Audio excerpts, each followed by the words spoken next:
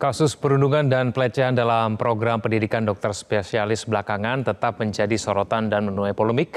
Terlebih ada 2.668 kasus yang terjadi dalam PPDS di berbagai rumah sakit dan institusi pendidikan di Indonesia. Kita akan membahasnya bersama dengan juru bicara Kementerian Kesehatan Dr. Widiawati dan Dewan Pakar PBID Dr. Nazar. Pak Nazar, Bu Widya, selamat malam. Selamat malam, Assalamualaikum warahmatullahi wabarakatuh. Waalaikumsalam, terima kasih atas waktunya bersama kami. Saya mau langsung ke Bu Widya. Bu Widya, jadi kesimpulan dari Kementerian Kesehatan apa yang kemudian menjadi penyebab utama perundungan atau bullying di lingkup PPDS, Bu? Ya, itu kan seperti tadi dikatakan Pak Menteri, itu adalah merupakan sebuah pembiaran. Jadi perundungannya tadi sebetulnya bisa diuraikan menjadi verbal, kemudian fisik, dan yang lain-lain. Nah, kalau ini, kalau Pak Menteri mengatakan bahwa ini sebuah pembiaran, maka ini perlu dilakukan ada perbaikan. Nah, perbaikan-perbaikan yang sudah dan akan kita lakukan, ini kita punya yang namanya pengaduan dan pelindungan korban dari perundungan, dan juga disiplin. Ini dapat dilaporkan sebetulnya melalui kanal resminya Kemenkes, dan tadi sudah dijelaskan juga ada majelis disiplin profesi. Jadi kalau perundungan sendiri itu bisa dilaporkan melalui perundungan kemkes.go.id, kalau pelanggaran disiplin bisa melalui majelis disiplin profesi. Di situ nanti akan ada pemeriksaan oleh majelisnya, kemudian ada putusannya, setelah itu ada rekomendasi apakah sanksi itu ke KKI, kemudian kalau tergantung dari berat atau ringannya pelanggaran sehingga dapat berujung pada penonaktifan atau pencabutan STR yang berimbas nanti ke SIP. Nah, di dalam kegiatan ini juga sebetulnya sudah ada alur penanganan yang tadi saya katakan bahwa ada kanal pengaduan, kemudian kita itu juga tidak bisa langsung ditentukan bahwa oh ini gini, tapi prosesnya cukup teliti dan panjang. Ada telaah dan verifikasi, kemudian ada klarifikasi, kemudian ada plenonya yang nanti akan jadi rekomendasi pemberian sanksi, atau kemudian sanksinya itu berat atau ringan tergantung dari pelanggaran yang dilakukan. Nah, tadi dikatakan bahwa memang Kementerian Kesehatan sudah berkolaborasi dan bekerja sama dengan kementerian dan lembaga terkait, terutama dengan Diktek-Ristek itu tentang penanganan kasus perundungan. Kita kolaborasi. Jadi sudah contohnya misalnya untuk yang di Undip sudah ada action plan-nya, sudah harus dilakukan apa pemeriksaan, kemudian tindakan yang dilakukan terhadap pembinanya, kemudian juga vaskesnya melakukan apa, dokternya, itu semua sudah berproses dan terus berjalan supaya tidak terjadi kasus-kasus perundungan atau kekerasan seksual atau apapun itu yang sebetulnya amat sangat kita kecam dan tidak baik, karena kelakuan satu oknum, maka banyak sekali dokter-dokter atau petugas-petugas kesehatan yang lain yang lebih baik bekerjanya jadi terseret, padahal sebenarnya hanya karena satu oknum saja. Gitu Mas. Baik, Pak Nazar, apakah memang kunci untuk kemudian mencegah terjadinya perundungan di lingkungan PPDS itu adalah pengawasan itu tadi? Karena ada pembiaran yang kemudian terjadi sehingga terjadilah perundungan itu, Pak Nazar. Ya, bismillahirrahmanirrahim. Terima kasih. Selamat malam juga kepada kompanyon saya, Dr. Widya. Kita melihat, saya ingin mengambil sepenggal yang disampaikan oleh Pak Menkes. Betul, pembiaran itu mungkin terjadi dan katakanlah sudah meninggalkan jejak, ada bekas akibat pembiaran. Tentu di atas itu sederhananya tentu ada pengawasan. Mari kita bicara tentang pembiaran. Sebelum itu saya sepakat dengan apa yang dikatakan sejawat saya Dr. Widya bahwa ini perbuatan satu oknum. Saya ulang, perbuatan satu, dua atau beberapa oknum yang terkonsentrir di PPDS, kita kerucutkan saja di PPDS yang sedang menjalani pendidikan spesialis. Perbuatan itu mencemari, bukan hanya mencemari individu-individu lain yang seprofesi sesama dokter, tapi mencederai keseluruhan profesi dan mencederai luhurnya tindak medis yang akan dilakukan. Itu suatu hal yang sangat mengganggu buat kami. Kembali kepada pembiaran. Kita harus terbuka dan jujur mengatakan. Yang membiarkan siapa? Lalu yang berkewajiban mengawasi siapa?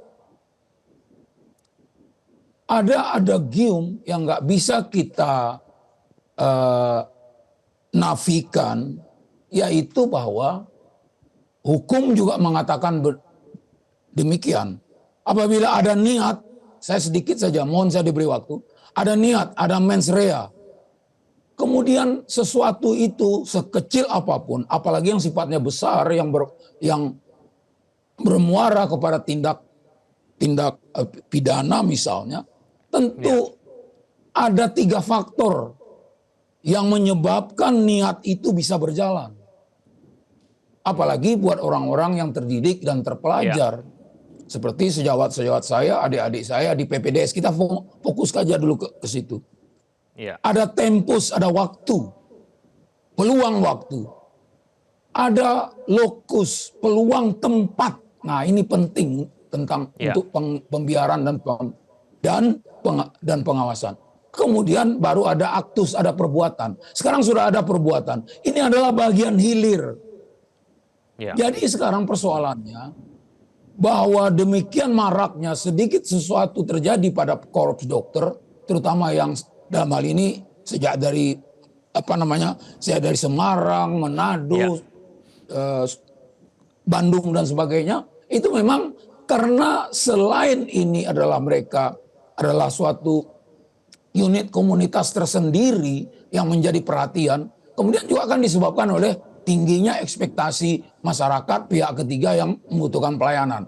Itu satu hal. Tetapi hal ini harusnya tidak menjadi sesuatu yang sangat dieksploatir. Perkara kesalahan kami setuju. Kami tadi mengakui bahwa ini mencoreng profesi kami, benar. Tetapi persoalannya adalah satu hal yang seperti katakan tadi. Yang kedua, pembiaran ini oleh siapa? Lalu pengawasannya oleh siapa? Tentu ini ada, terus terang aja maaf, saya tidak menohok yang manapun juga. Pada permulaan pembicaraan tadi saya sudah mengatakan, saya sepakat memang ini suatu perbuatan tercela, yang nista, yang tidak boleh berlanjut lagi. Tetapi adalah salah satu yang paling penting, di lokus itu, di tempat kejadian itu. Nah, sebentar sedikit. Nah, jadi faktor pengawasan penting.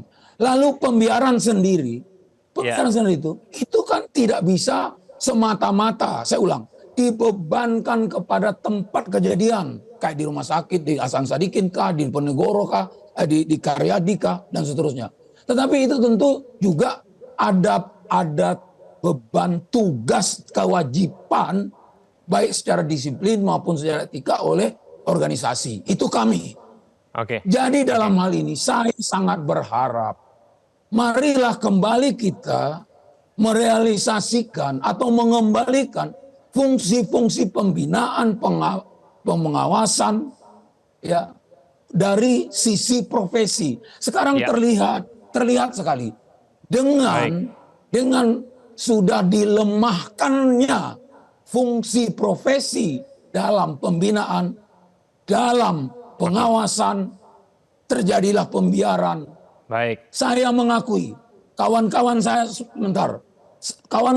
itu, adik-adik saya itu, khususnya yang sedang pendidikan, merasa longgar selain tekanan-tekanan beban dari pekerjaannya, dari profesinya, dari studinya, dari seniornya. Kami bukan menafikan.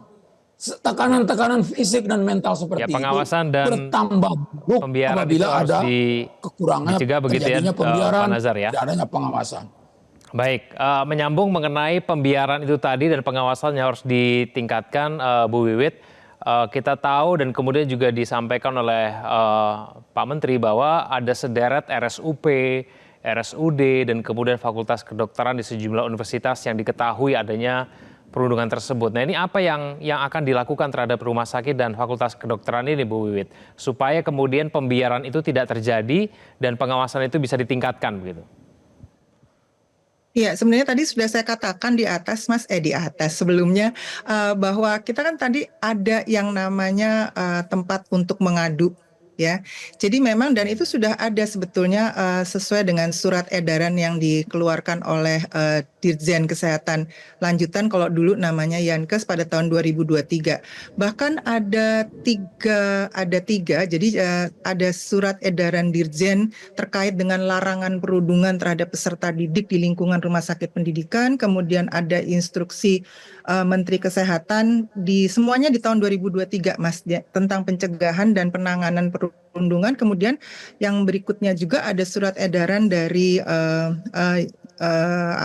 kesehatan lanjutan atau pelayanan kesehatan dulu tentang bentuk dan jenis sanksinya. Jadi sebetulnya ini sudah dilakukan. Nah, bagusnya saat ini adalah memang sudah berani terbuka sehingga kita tahu bahwa apa yang terjadi, kemudian kita melakukan apa yang harus dilakukan setelah kejadian-kejadian tersebut dan sebetulnya kasus-kasus yang kemarin itu terus berjalan untuk melakukan sebuah perbaikan.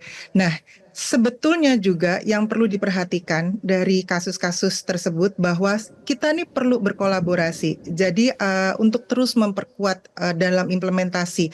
Jadi misalnya kolaborasinya merumuskan masalah, kemudian alternatif, solusi dan rekomendasi untuk isu-isu yang terkait dengan pendidikan di pendidikan tinggi, penelitian atau apapun itu di bidang kesehatan. Kemudian kolaborasi tadi yang dikatakan oleh Dr. Nasar juga penting juga antara pemerintah dengan pemangku kepentingan untuk implementasi kebijakan lintas sektornya. Jadi misalnya Kemenkes kolaborasi dengan Kemendikbudristek, kemudian dengan organisasi profesi, kemudian dengan apa saja yang kita mulai kita kencangkan, kita rangkul bersama. Untuk apa? Untuk kebijakan lintas sektor. Kemudian evaluasi yang terus-menerus, pengawasan, pembinaan tentang implementasi kebijakan itu, isu-isunya dan terkait dengan apa yang dilakukan oleh tenaga medis dan tenaga kesehatan secara berkala. Tentunya yang penting terakhir adalah melakukan perbaikan-perbaikan berkelanjutan berdasarkan tadi hasil evaluasi sebagai basis dari penguatan atau kemudian juga sebagai perubahan kebijakan di masing-masing. Jadi sekali lagi bahwa kita mulai untuk berkolaborasi lebih kencang lagi supaya tidak terjadi kasus-kasus seperti yang lalu. Walaupun mungkin kita masih ada, tidak apa-apa, tapi kita terus memperbaiki dan terus berkolaborasi sehingga dokter-dokter yang bekerja bagus itu tidak jadi jelek namanya karena satu oknum dan kemudian masyarakat akan kembali percaya pada pelayanan kesehatan kita. Ya, Bu Wiwit, ada kasus perundungan yang disampaikan Uya Kuya di DPR kemarin, Bu Wiwit. Nah, ini apakah Kementerian Kesehatan sudah melakukan investigasi terkait dengan kasus ini? Ya, semuanya kan tadi saya katakan sedang dalam proses ya, Mas. Jadi nanti kalau ada info mungkin akan diinfokan kembali. Jadi semua berproses karena tadi saya katakan bahwa proses itu harus melewati beberapa tahap yang betul-betul gitu loh. Jadi oh ya memang ada, kemudian apa yang harus dilakukan, kemudian sanksinya apa. Itu enggak mudah, tapi harus betul-betul teliti supaya tidak terjadi kesalahan dalam pemberian sanksi. Oke, baik, Dr. Nazar. Apakah memang akan segera terlihat hasilnya nanti ketika nanti kolaborasi ini bisa betul-betul berjalan begitu antara baik dari Kementerian Kesehatan lalu kemudian kementerian dan instansi yang terkait begitu terkait dengan pengawasan dan perlindungan terhadap korban bullying ini di lingkungan PPDS? Iya, saya tentu sebagai eksekutif Kementerian Kesehatan dan Kementerian Ristek dan pendidikan tinggi itu pada hilirnya tentu harus seperti itu. Tapi yang ingin kami tekankan, ya tadi disinggung oleh sejawat saya Dr. Widya tentang pencegahannya. Pencegahan ini sangat penting di mana faktor perhimpunan baik perhimpunan masing-masing spesialis dan subspesialis yang ada di bawah rumah besar IDI itu, ya, faktor ini sangat bermakna kalau tidak mau dikatakan dominan. Kan ini sekarang yang sudah hilang, atau katakanlah hampir hilang. Dihilir bisa dibenahi, bisa seperti dengan perangkat ada surat edaran sampai ke SK kedua menteri tersebut. Tetapi yang kami minta itu adalah kolaborasi itu tidak hanya sekedar secara redaksionalnya sedemikian. Kolaborasi itu harusnya kalau tidak mau mengatakan dikembalikan porsi yang selama ini diemban oleh perhimpunan dan IDI, itu harusnya di sanalah pencegahan itu dimulai. Di sanalah pembinaan itu bisa kita ikut serta sampai yang namanya pengawasan atau tidak akan terjadi lagi pembiaran. Saya tidak hanya bercerita menghendaki meminta porsi dalam hal itu. Bukankah ini suatu tambahan tugas bagi kami di perhimpunan atau di kumpulan dokter Indonesia? Tetapi kita bisa lihat nyata sejak yang marak di media massa, sejak peristiwa almarhumah di Diponegoro, residen anestesi. Sejak itu berapa banyak kasus muncul? Benar, sudah mulai timbul, sudah ada keberanian, itu bagus. Tetapi juga tolong dilihat, ini kan hanya hilirnya. Sedangkan di pangkalnya peran profesi, peran organisasi profesi, kami masih meyakini dimanapun juga, di perhimpunan manapun juga, di profesi manapun juga, peran perhimpunan profesi itu sangat bermakna, terutama dalam masalah etika dan disiplin pelaksanaan keilmuan. Semoga langkah-langkah yang kemudian dilakukan oleh Kementerian Kesehatan ini betul-betul bisa efektif begitu ya untuk mengatasi perundungan. Mohon maaf Pak Nazar, waktu kita sangat terbatas. Terima kasih atas waktunya Dr. Nazar, Dr. Wiwit sudah bergabung bersama kami di Prime Time News. Selamat malam.